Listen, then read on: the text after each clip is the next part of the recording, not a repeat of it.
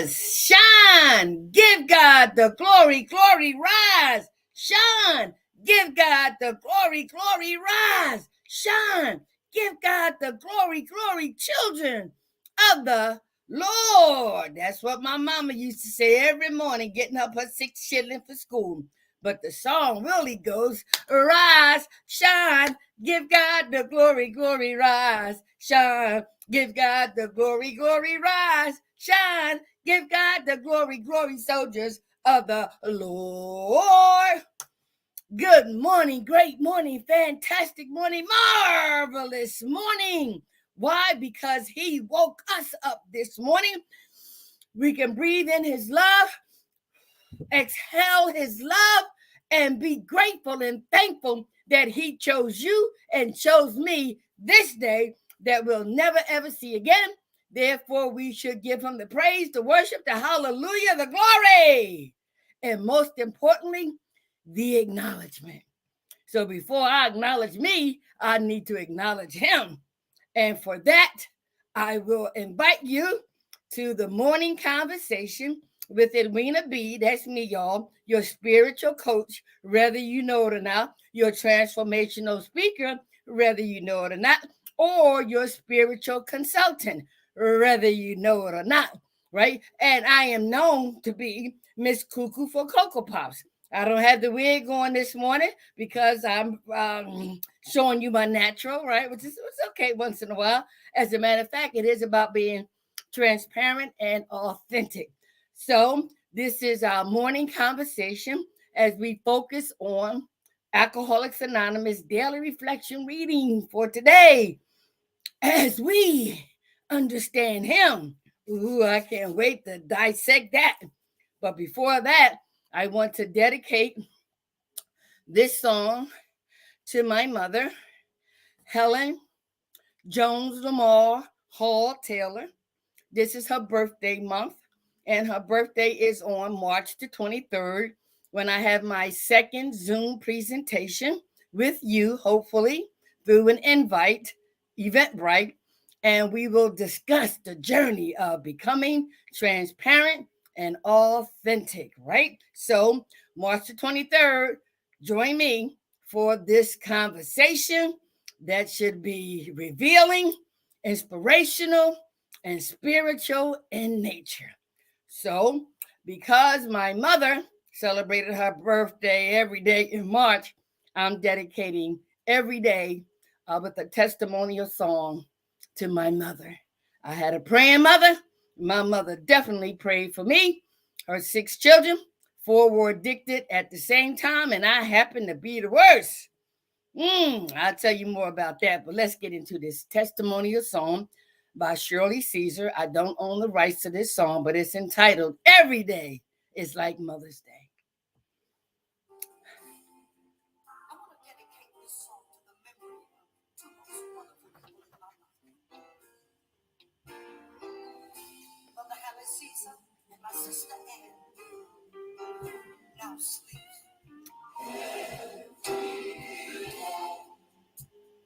Feels like Mother's Day. She is with me in my arms. I can hope to hear my mother's voice. We will never, ever be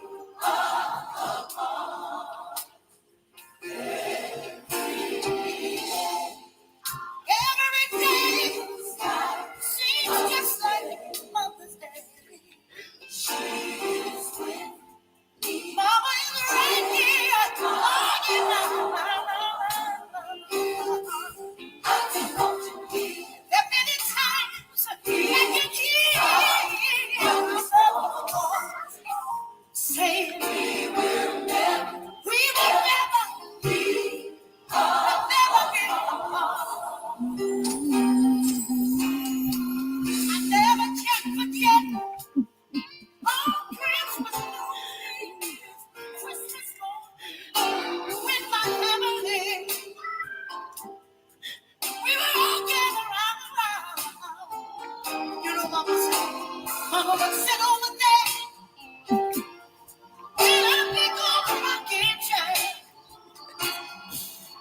She would speak so softly. Yeah, so kind, yeah. And I heard Mama say, Lord, I thank you. I thank you all my children. Every one of them.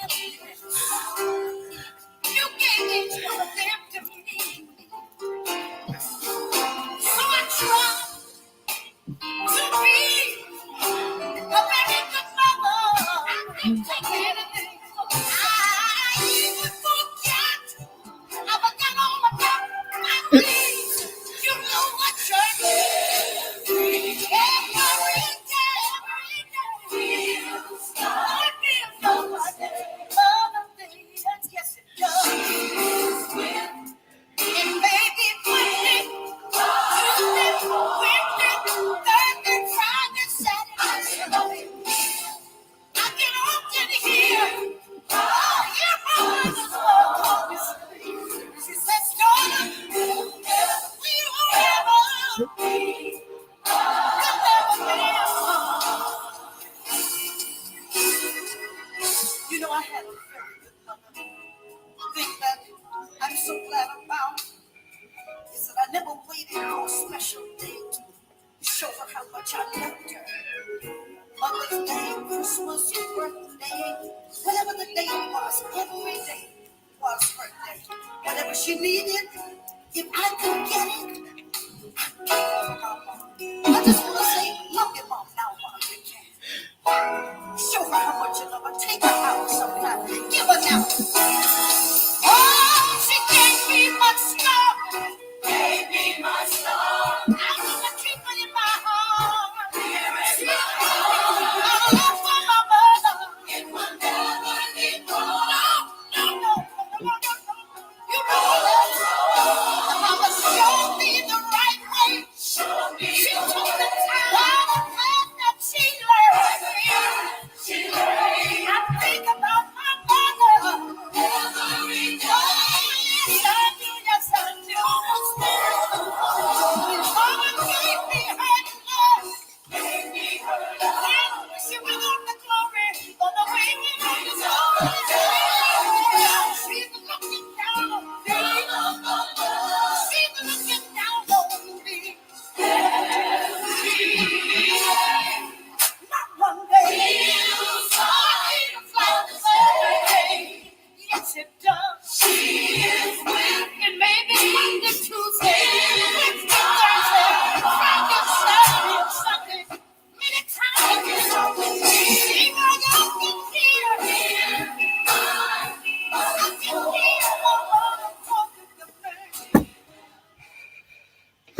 All right. I tell you. One of the things that I've learned, right, is that each day is a special day. And I'm not going to wipe away these tears. These are tears of joy, pure joy for my mother, Helen Lamar Hall Taylor. My mother was a young mother. 15, gave birth to my oldest sister. And by the time she was 22 and my dad was 24, they had 6 children. So you could imagine being teenage parents.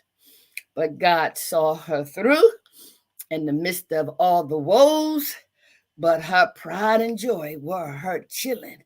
She used to call us her doll babies. But I'll tell you more about that later on. But I just want to dedicate that song every day. It's like Mother's Day. All right, let me blow my nose for one of them things come out. You know what I mean? The other day that thing, woo, I told you I'm cooking for Cocoa Bar. Excuse me. Okay, wait. I was able to take care of my mom before she died and transitioned. And, yesterday I played a song the other day while waiting for my child to come home. And guess what? I came home, Mama.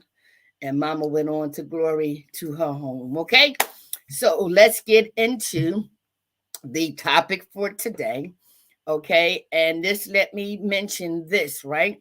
If you need a transformational speaker, me, a spiritual coach, me, a spiritual consultant, me, so I can share with you, right, my free to hope message: from recovery, emerge enlightened to help others prosper equally. That means hope.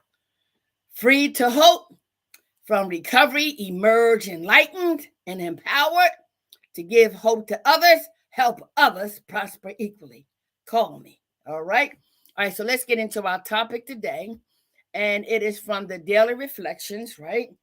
And I'm going to ask you to open up your spiritual ears, open up your spiritual eyes so that we can dive into this topic today. All righty.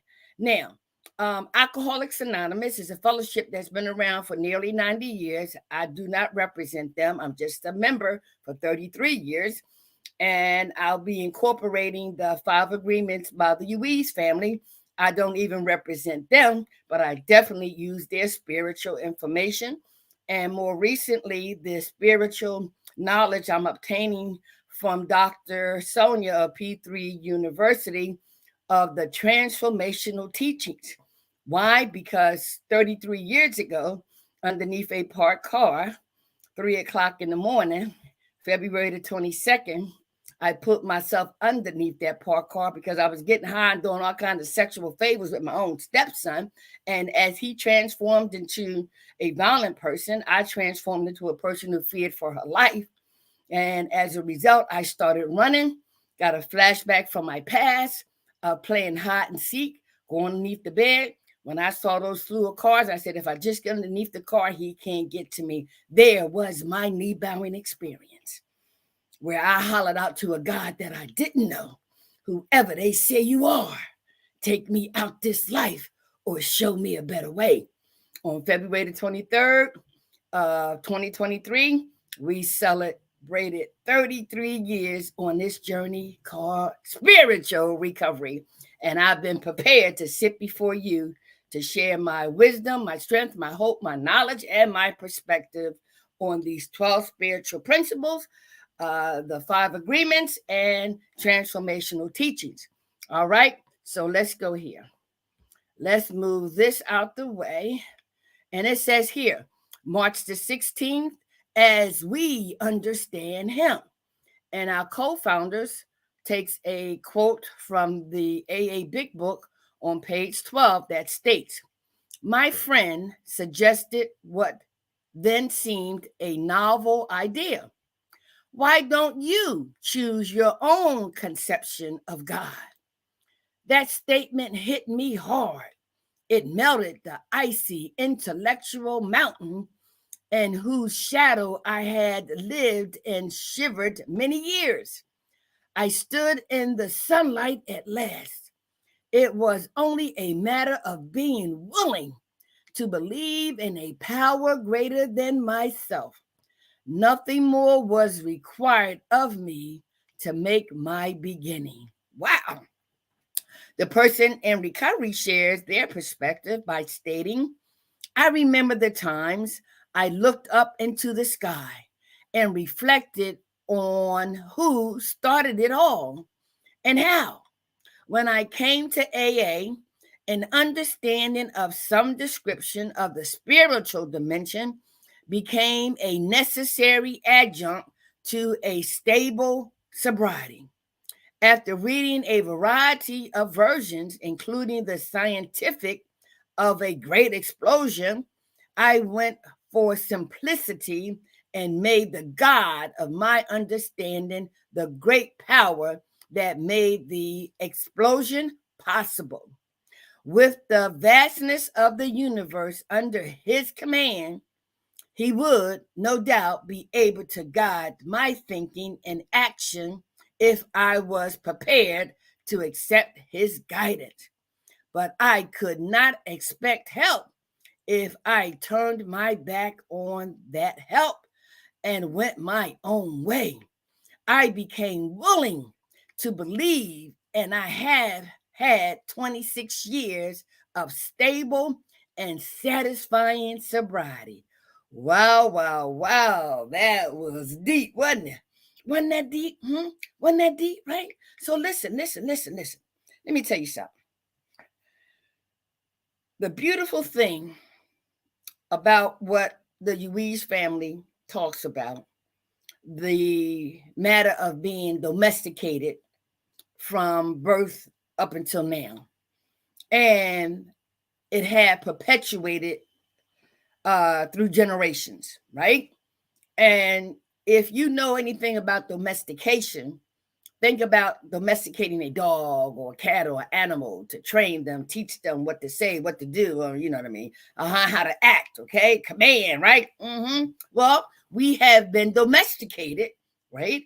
Because we, as human beings, don't have the knowledge, the spiritual wisdom as we trudge this human experience here on earth. And that is why Donald Lawrence's song is so relevant.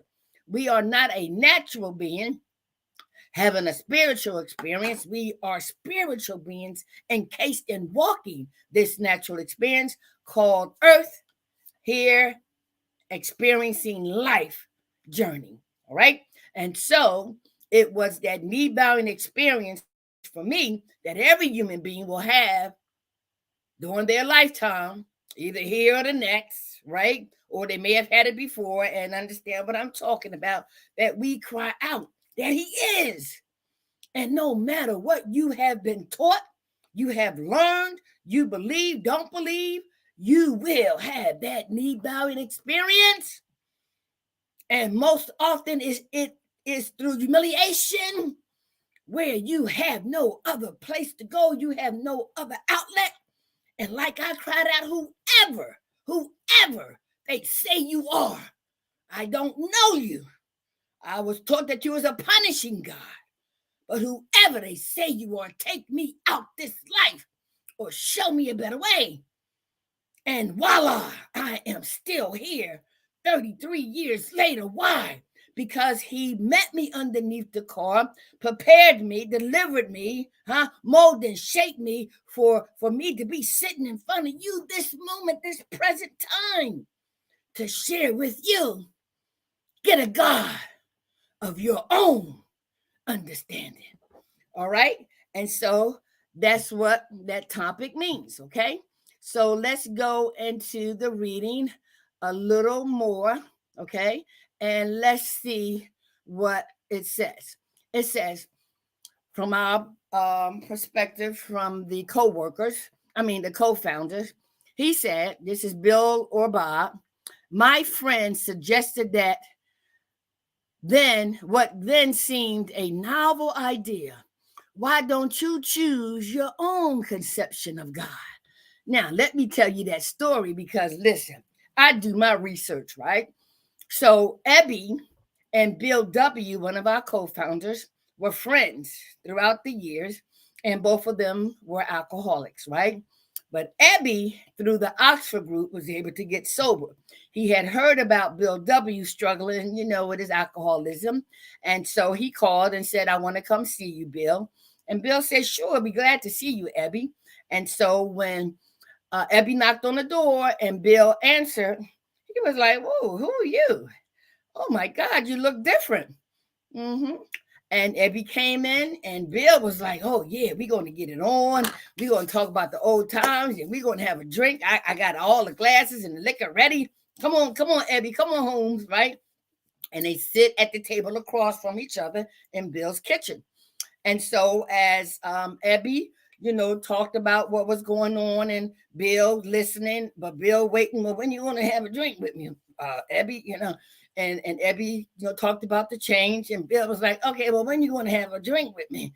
And so Ebby said, this is what's been going on. This is what I've been doing. And I have been, working with the Oxford group, which is a religious group. And Bill said, hold up, Ebby. Now you know how I feel about religion. You know how I feel about that God thing, So, they went through that and Ebby said, you know what, Bill? I tell you what, why don't you get a God of your understanding? Bill said, huh?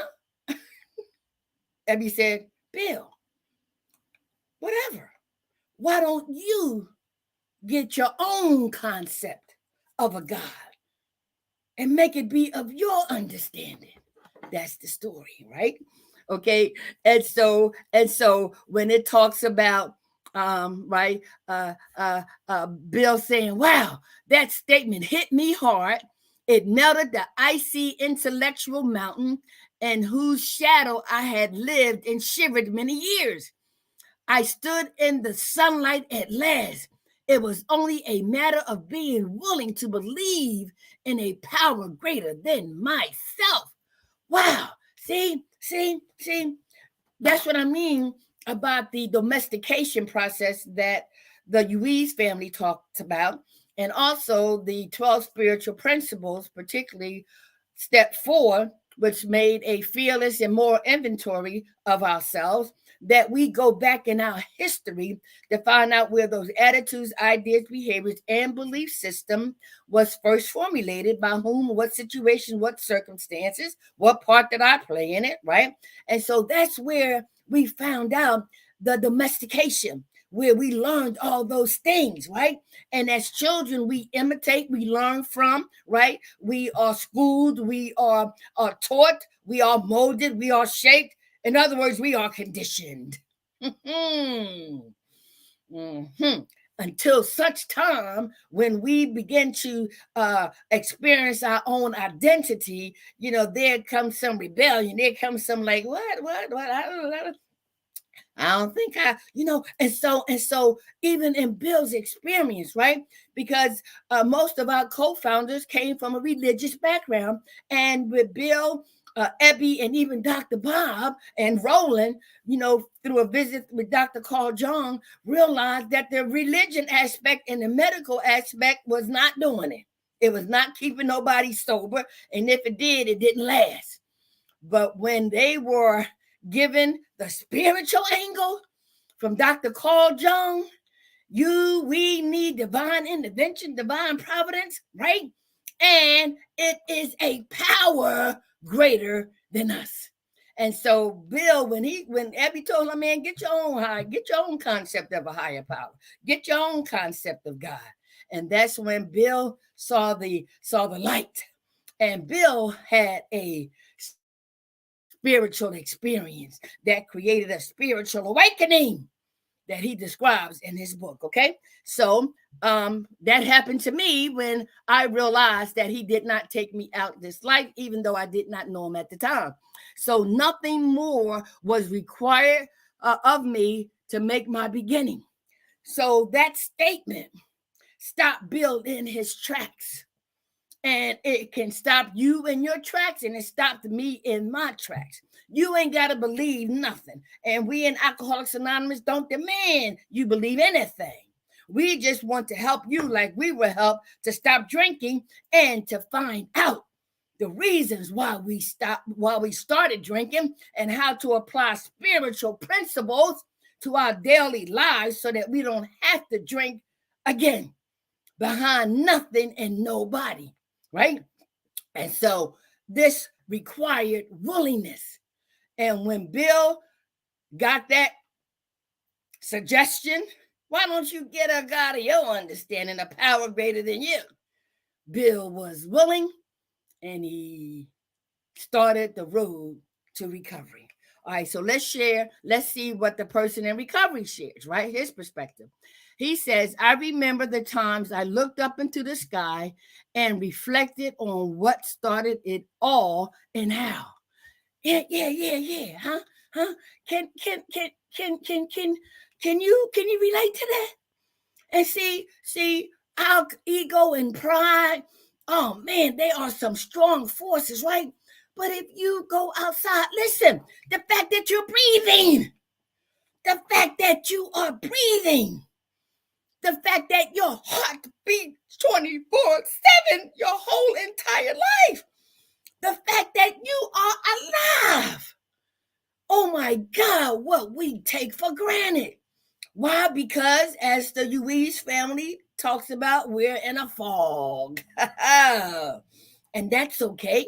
And that's why it will be necessary for each and every one of us to have that knee bowing experience so that we can come through the fog and realize I need help. I need help. I need help. My family, my mother, my father, my kids, nobody could help me. We come through the fog and said, I need help. And we look up to the sky and we look up and we look up. And like this gentleman said, like, you're looking up in the sky and you wondering, wow, you're, oh God, I love you so much. And you wondering how, what, where, right? For a moment, you have that aha experience, like, wow. And then you get the same when you flying in a plane, right? When I flew the first time, I was like, it was my class trip, right, to Orlando, Florida. And we went up in that plane and I looked down. I was like, oh my God, right? Look at this. And so every time when I get right consumed with life stuff and take for granted a whole lot, I hit that pause button and I look up and say, ow, wow, wow. Okay. And so that's what this guy means, right? When he looked up into the sky and he wondered how and right and who, right, did it all. Then he came to say, when I came to AA, an understanding of some description of the spiritual dimension became a necessary adjunct to a stable sobriety. Did you hear that? Right? Now, many of us go to church. Many of us go to Bible study. But that's religion. Man-made religion. And so here we realized that religion didn't work, medical didn't work, right?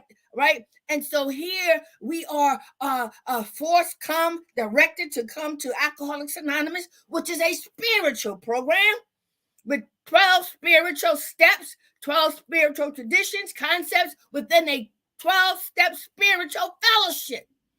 And so you're going to hear, right, some variation of how each of us individually, collectively start talking about the spiritual angle, right? The spiritual dimension, right? I shared the other day when they talked about, spirits, I thought about Casper and said the friendly ghost, but then I saw Ghostbusters and you know what I mean? So no understanding, no concept, right?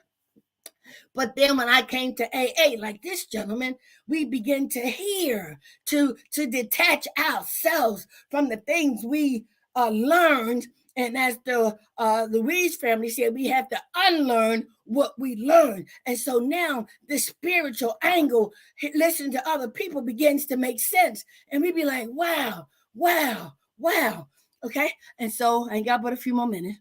So then he says, right, it is necessary adjunct to a stable sobriety, right? The religious factor with the Oxford group, they may have started out on the right road, but they met a dead end because they got drunk based on religion. The same thing with the Washingtonians. They were a tempering group. They had close to 600,000 members back in the 2030s. Oh my gosh, that's a lot of people. But they too met their demise and got drunk, right? And so now, when we talk about the spiritual angle becoming the necessary adjunct to a stable sobriety, oh my, oh my, oh my. See, that's why I'm planting these seeds in y'all, right? I ain't got but a minute or so, okay? Then he says, after reading a variety of versions, including the scientific of a great explosion, I went from simplicity and made the God of my understanding the great power that made the explosion possible. So listen, those who have the scientific angle, guess what? Well, who made the explosion? Who made it? All right, so all righty then, maybe you know something I don't know, okay? All right, and so then he goes on to say,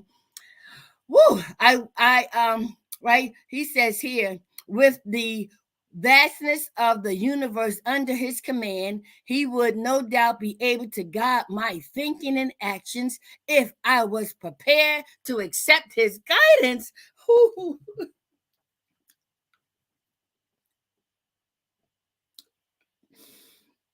When I hollered out, whoever they say you are, take me out this life now or show me a better way, I was willing, and I'm willing as I am then today to go to any length, right? Because now I know beyond a shadow of a doubt that no human power could relieve that obsession and compulsion, but the God of my understanding could and would if he was sought.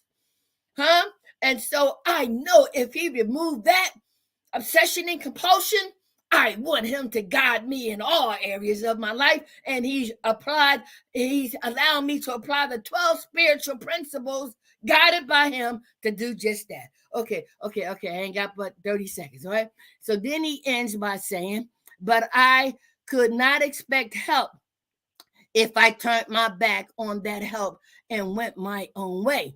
I became willing to believe, and I have had 26 years of stable and satisfying sobriety. Let me tell you something about me. I learned in this process that I will not give anything or anybody that much power to tell God to kiss my. No, I won't. I'll tell you.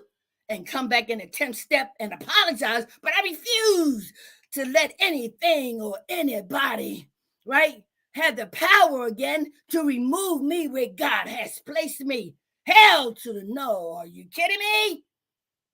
So that's why I'm sitting here before you, right, to be transparent and authentic, just like someone was for me, to let you know he is. And if you're suffering from any kind of adversities, as you are on this earth, this journey called life is designed that way for you to come to the realization through that knee-bowing experience that you will have to cry out, he is. And you can make it the power greater than you. If you choose to call him God, so be it. But recognize it is the spirit of all things in this universe. So don't take nothing for granted, not even the breath that you are breathing in his love and exhaling his love, so that we can change the world one person at a time. Listen, I got to go. I got to go to my meeting. All right, so if it's God's will that we be joined tomorrow, I'll be here, and I hope you will be too. So in the meantime, get a God of your understanding. Seek his guidance. Seek his will. And practice these 12 spiritual principles for that spiritual transformation, that spiritual experience, the spiritual awakening, in order to achieve that psychic change he is. And it's not you, and it's not me. Enjoy this day. Don't take it for granted. Oh, I love you, Lord. Thank you.